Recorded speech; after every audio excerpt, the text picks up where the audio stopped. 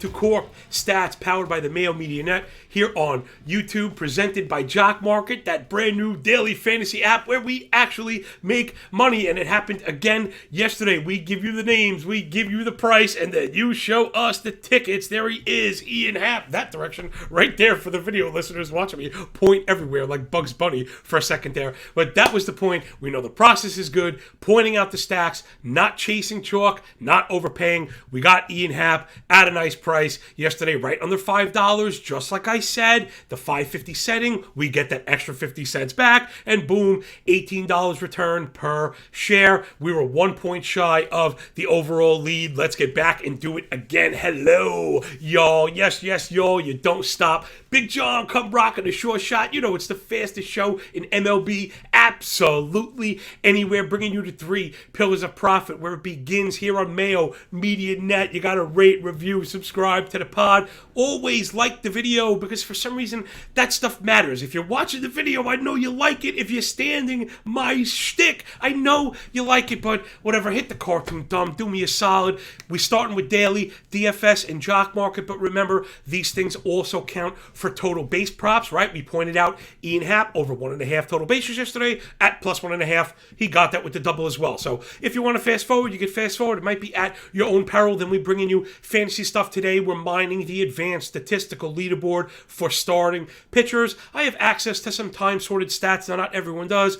Baseball Savant does not allow for time sorting, so we're doing that. Tomorrow we'll do the hitting side. Then we'll put all that stuff together for the waiver show on Thursday. Then Friday, the weekend. Look ahead. We only do about 5 to 7 minutes of fantasy every day, but I really want it to matter. I think if you're a serious fantasy player like I am, you gotta get with us here at Mayo Media Net. Again, I'm not going through the motions, and I'm playing at a high level, playing in highly competitive, high-stakes 12-team point leagues, but also high-stakes 15-team roto leagues. So listen, man, we are doing it all for everybody, and it starts here with the one-man band. Let's jump into the stack report, and I've got something new for everybody today. Again, we often talk here about being flexible, being malleable, not being too rigid, and always trying to improve, and that's what I'm going to do, because yesterday I actually did have a few players hit on Jock Market that I did not put in the report, because really what we're doing is just highlighting individual players. Later on in the day, when I run my algo, I generally do my implied team totals. Well, I'm starting to do that in the morning. All I had to do is get up a few minutes earlier. Hey man, if I get up any earlier, I just won't have to sleep at all. So what? I'll sleep during that other sports season. No big deal. Although, man, I love football. We'll get into that. I like to sleep in that little nugget between the two of them, man. Like a polar bear or a brown bear. You catch me in the woods, scratching my back and then catching some Z's for about 6 to 8 weeks. Don't call me. I'll call you. Like my pop used to say, man. All right, let's get back up into the stack report, and then I'm going to give you the implied team totals, spots to backfill, because I know we have daily players and DFS players, and I'm not trying to demean it. Yesterday, too, I've been talking about making room for standard DFS, more general 10-team parlay style DFS, which, again, is not the path to profitability like Jock Market is. If you're looking to build a bankroll, Jock Market is the pathway. If you also want to take the work we do and look to hit on it with some progressive payouts, like that's what I'm all about. So I fully encourage that. Again, I only give advice, but I follow through. You'll see me in these lobbies. I'm playing myself. Yesterday, I just fell short of a winner take all in DraftKings. I had trouble. I had trouble getting to the lobby in time, so you really want to be early with these. But I did happen to get a couple $1. So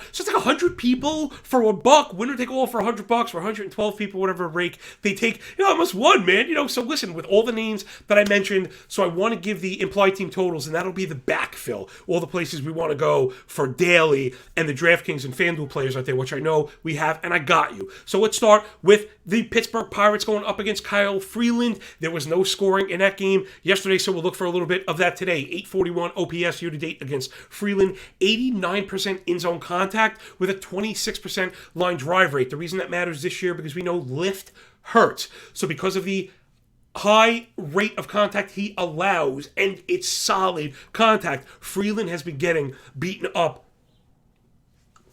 in particular with the fastball, a nearly 700 expected slug on that pitch. It's getting beat up. So we're looking at Brian Reynolds, Michael Chavis. Anytime there's a lefty, we want to look for him. And even Ben Gamble, who Fridland has some lefty-lefty issues. So don't always be wed to this cross thing. That's not always what it is. Sometimes individual pitches have movement profiles that don't work against certain handed hitters. See, again, that's why we might not want to skip through this part for getting into fantasy. We talk a lot of theory. Again, doing it all. Hat tip to you, Patty Mayo, and the women and men behind the scenes that make all this stuff possible so I could bring you this show, everything on the Twitter handle, MLB Moving Averages, but then onto Patreon, I run the algo, we're scoring games, we're grading them, we're ranking all these players with star ratings, home run tags, total base props. I mean, it's literally everything and the kit and caboodle. Next, we're looking for those trolley dodgers from Hollywood, always up to no good, against my boy Josiah Gray, who I really like, but the fastball improvements that I hope for coming into this year, we have not seen. A little bit of bad math going on for Gray there. Although, listen, there is potential, but when you have a bad fastball and you have good fastball hitters, bad things happen to pitchers. 50% fly ball, 15% barrel equals, everybody, class?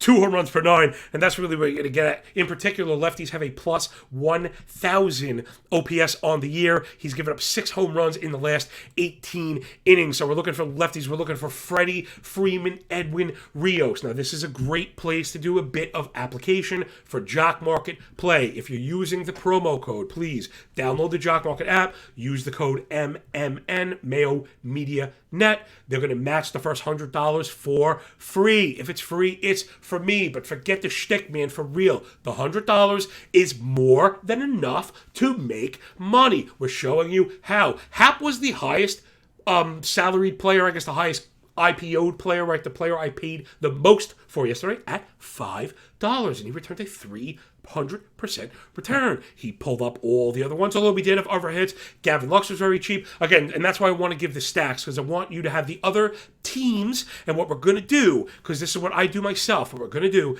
is anytime we have a team environment that's positive, because remember, Jock Market slates are finite, but this also counts for DraftKings, is where we want to backfill anybody under, let's say, 450, right? So I'm not going to be chasing everybody in every game. We want to keep portfolios tight. But we did, like the Dodgers yesterday, I had it on the implied total list.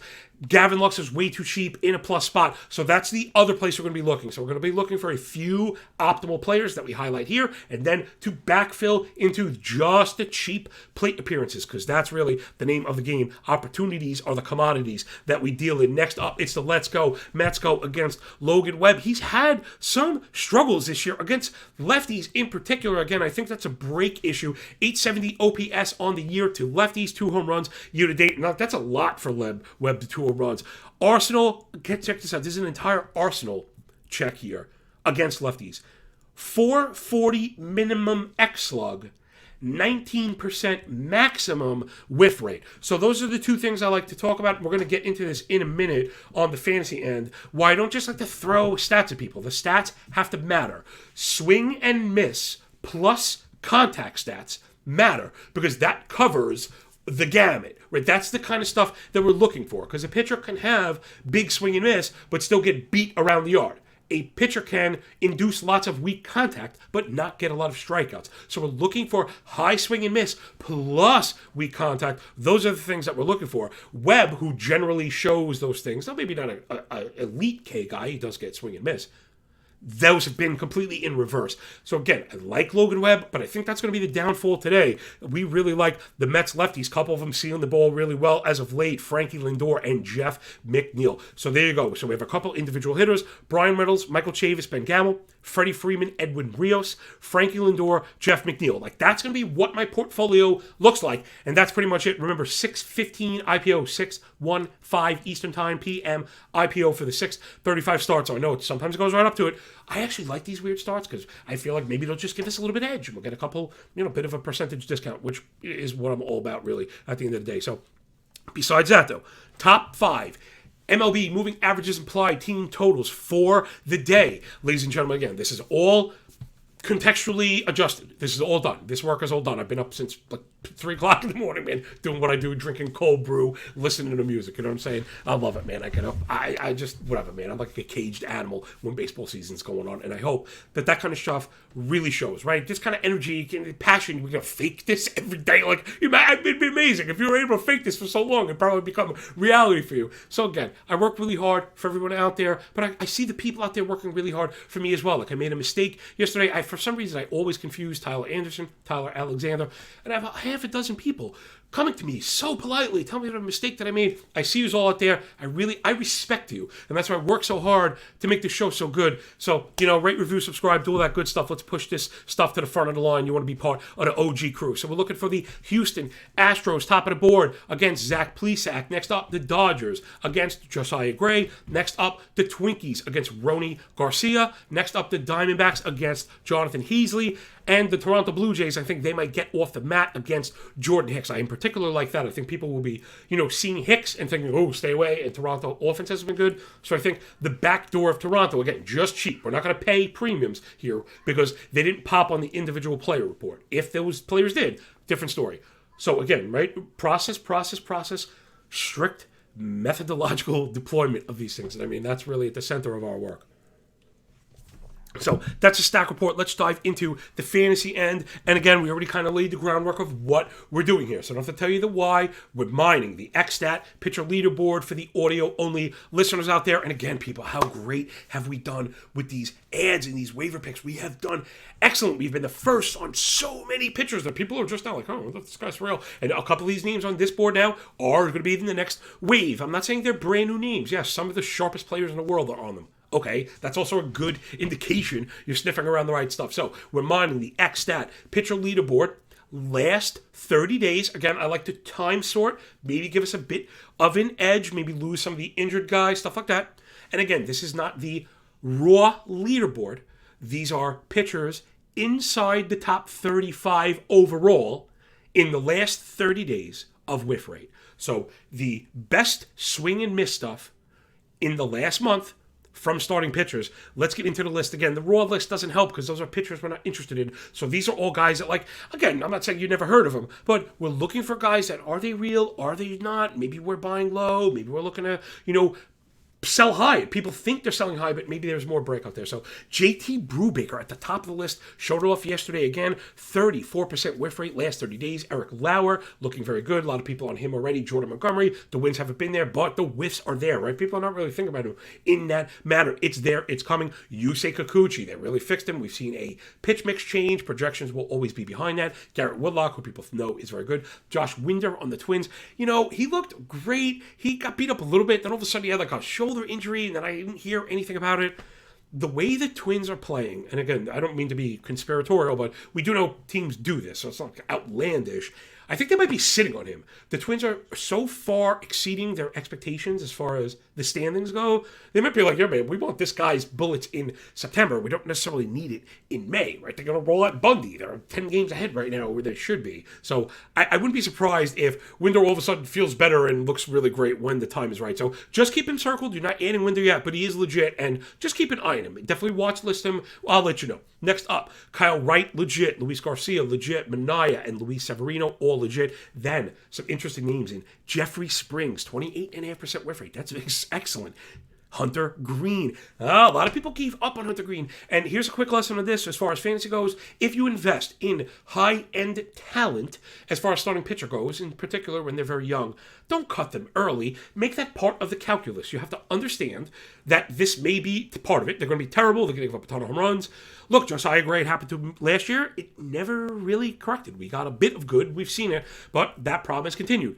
Hunter Green, in just the past couple starts, looks like, oh my goodness, like the beast could be unleashed. And he was on these boards early. We were on him. We added him cheap because you want to add them cheap before they become a big deal. I know some sharp players like Toby G, Bat Flip Crazy was on Springs everywhere. I was listening to Casey Bubba. Make sure you're following all those guys. I listen to content myself too. Got to stay sharp. So Jeffrey Springs, keep an eye on him. Hunter Green, Josiah Gray, Tyler Anderson, looking good. When you go to the Dodgers, they're known to fix people. And Justin Steele, who had a rough start, but again, there are underpinnings there for Steele, looking really good. So already we have a couple names to really keep an eye on. Brubaker Springs, Steele, are guys that may not even be owned in 15-team leagues, let alone 12. So in 12-team leagues, I think a lot of these guys are out there and viable, so don't panic as far as pitching. Up to the other side is the contact metric. We're going to use xWOBA. These are pitchers inside the top 50 xWOBA, right? So it's 15 pitchers inside the top 50, which again should give us a hint to how good the stat is, right? So if it took us 35 to find it in whiffs and took us 50 to find it in xWOBA, it tells you what? The best pitchers are at the top of the xWOBA leaderboard. You know, this is launch angle plus exit velocity. It's an amalgamated stat. Nothing is perfect, but it is pretty good for shorthand. Again, none of this means, oh, look, he's on a list, so we add. It doesn't work that way, but these are... I don't even want to call it a flashlight. Like, if a stat is a flashlight, what we're doing here is like the mag light, right? Is the 6-cell LED version, that high beam version of a flashlight, because this is the true stuff that finds signal opposed to noise. All right, let's get into the xWOBA leaderboard. Zach Eflin, looking legit, a guy I've liked in the past, looking healthy. Circle him. Tariq Skubal, Drew Rassman, Tony Gonsolin. I think those guys are owned. Martin Perez, we were early on him. Now it's like people are thinking, oh, maybe I should add him. We've been running him out for like 3 weeks already. Seriously, we're running him out for 3 weeks. Go back on the shows. We have the receipts. That's our thing over here. Alex Cobb, yesterday I tweeted about it. He might be the most unlucky pitcher in the world. The Giants ran out Darren Ruff behind him in left field. He let like a pop-up fall down with 2 outs. It led to 5 runs. Oh my God, Alex Cobb is just fine. He's actually very, very good. He's the player you need to be circling and buying low on. People are sick of him. They're dropping him. Just offer nothing for him and go get Alex Cobb and reap the rewards. Get ready to circle this episode for the end of the season. Next up, Tyler Wells, Justin Steele. Bing, bing, bing, bing, bing. When we get double matches, now we must investigate. It's not a must add, but it's a must investigate. Everybody, we're going to investigate Justin Steele on a high level. Right after him, Jeffrey Springs. Sound the alarm again.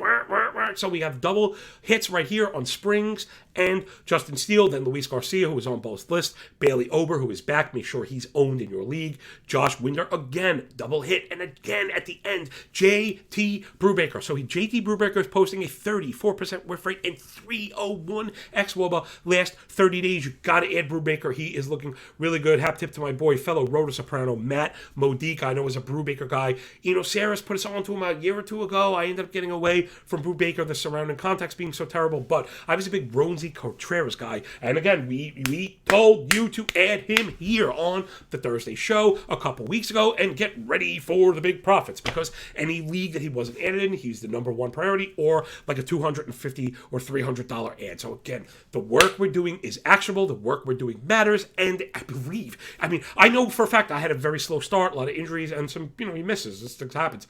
My teams are in the back now are all like every couple weeks. My standings are just we're all pushing forward. Teams I was worried about that were in like 12th are in like 7th. The teams are in 7th are in like 3rd. And again, now we're in May and we're doing just fine. Let's hop over into the betting side. Clawing my eyes out. Oh my goodness, I cannot take betting anymore. I'm just kidding, but such is life, man. So again, if you're rolling with the parlays, we were there again. We had 2 across the finish line. We were tied in the 8th inning of the 3rd to get the entire week as a profit, right? Remember, that's the entire deal of this.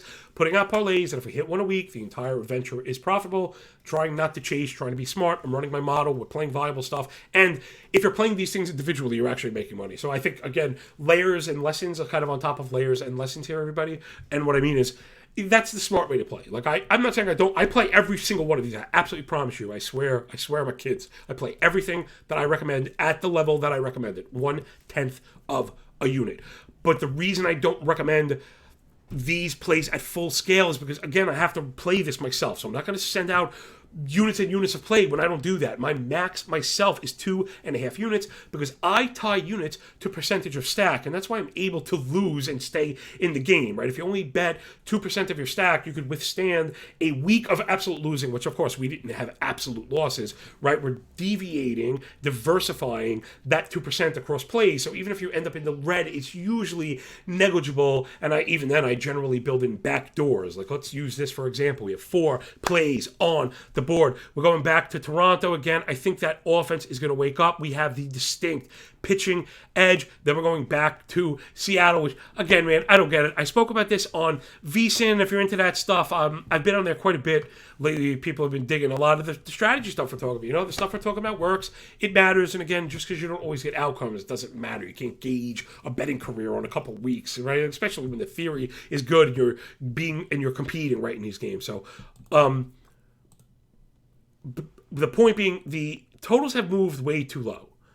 And the public is name chasing and now also chasing the narrative of the ball. So, like, George Kirby and James Caprillion, yeah, like, they're pretty good.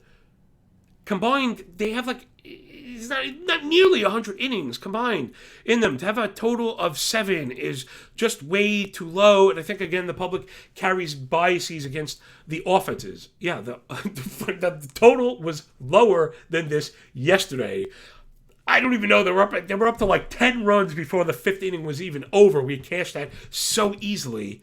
And now the total's even lower. So these might be bad teams. Again, we often talk about teams hitting in sine waves. So we might have teams entering the positive sign, part of a sine wave with lower total. So again, I'm usually not a total bettor, but they're going to hand us 07s. Let's go over the 07 Caprillion and Kirby. That one at minus 110. Again, that's a viable play. The Toronto play, minus 145. Got to be honest. If you're the singles player, cut this 14 parlay down to 3 and just play the 3. I would not recommend playing 145 juice. I know some people do it, so I guess after each their own. I don't do it again. Not going to recommend what I don't do. I do think Toronto wins, which is funny. People say, well, if you think they're going to win, why don't you bet it? Well, I don't bet like that. I don't bet to pretend to see the future. I bet more on the numbers and the potential risk reward. So again, strategy. I know it's kind of boring. Some people maybe wish I was hooting and hollering. All right, next up, Arizona. I really like Arizona. They're our new favorite underdog because they're starting to hit, and we know that they pitch a little bit. Plus, the ball is helping them out in the deadened environment in that pitcher's ballpark, right? So they have a lot of things. We also want to be looking. Ballpark matters, especially right now with the ball. I'm noticing for sure. So we want to be in the desert. Zach Gallen going today. I mean, we just have this like distinct pitching edge. We have like 2 pitching edges up against John Hazley, and we have the offensive edge by a country mile. So give me Arizona to cover that one up. Minus 1.5 runs, plus 105, and then last up, let's go Mets go and Chris Bassett over Logan Webb. I mentioned problems that Webb has had, and the Mets really starting to hit. But I think Webb's issues, I think the Mets win it in, let's say, a close one, but I think they do get them. I do think the Mets get him again. I have not really been impressed with Webb and the way Alonso's swinging the stick, and Lindor is swinging the stick, and McNeil is swinging the stick. J.D. Davis is swinging the sticks. Like, the Mets' secondary pieces are really stepping it up. So we're packing. I got 4 of them today. Like I said, I ran the model. So model says Johnny do. So we got Toronto full game, money line, Seattle and Oakland over 7, Arizona to cover it up, and the Mets to win. You pack them all together, plus 12.65. Little gaudy right there. If you bet the 10th of a unit, the win is 1.27U. And hey, this would pay for this week and last week, but that was not the point. I'm not going to keep increasing odds. I just got them all. I really couldn't stick with it, and I like the Toronto added in because of the pitching edge and Gausman. I don't really like Jordan Hicks, but I know some people do really like the Cardinals offense. I think they've struggled against righties, and maybe we'll get it done today. So that'll do it for the big show, man. Is this show everything or what? You got your stacks. We pointed out a few hitters with implied team totals, right? We're looking Brian Reynolds, Michael Chavis, Freddie Freeman, Edwin Rios, Frankie Lindor, and Jeff McNeil. I want to try and keep it to that 6 or 7 players. Then backfill into Houston, Dodgers, Twins, Diamondbacks, and the Jays, right? You'll notice a lot of those teams are up on the betting board as well. We're looking at Justin Steele, JT Brubaker on the fantasy end, and then a couple bets there that we just went over. So that'll do it, everybody. Thanks for picking up what we're putting down here at Mayo Media Net. Please rate, review, and subscribe to the audio pod. Check out the YouTube channel. Let your home leaguers know. Tell people how good of a job we're doing here. Get up in the comments, and definitely download the Jock Market app. Again, now we're going to roll. Again, we had some bad breaks. Get ready to roll. Like, this is the time. Again, and I really think we're getting sharper as we go. I think I was just a bit too diverse in the portfolio, right? We don't want to be too diverse. That's fine. Let's be picky, and where we open up will be based on price, and I think that really feels good. Look for those 6 names. Look for me in the Jock Market. Look for me on Twitter, and check us out on Patreon, although you don't have to pay at all. The Patreon is free Treon for you and me, Treon. All right, everybody, I got to get out of here. We're up against it. So remember, when you work this hard, it feels so much less like luck. Right? I mean, it's good skill, everybody, whatever it is, what it is. So I catch you on the flip side, man. I'll check you tomorrow, and I'll see you at the cashier window, yo. Peace.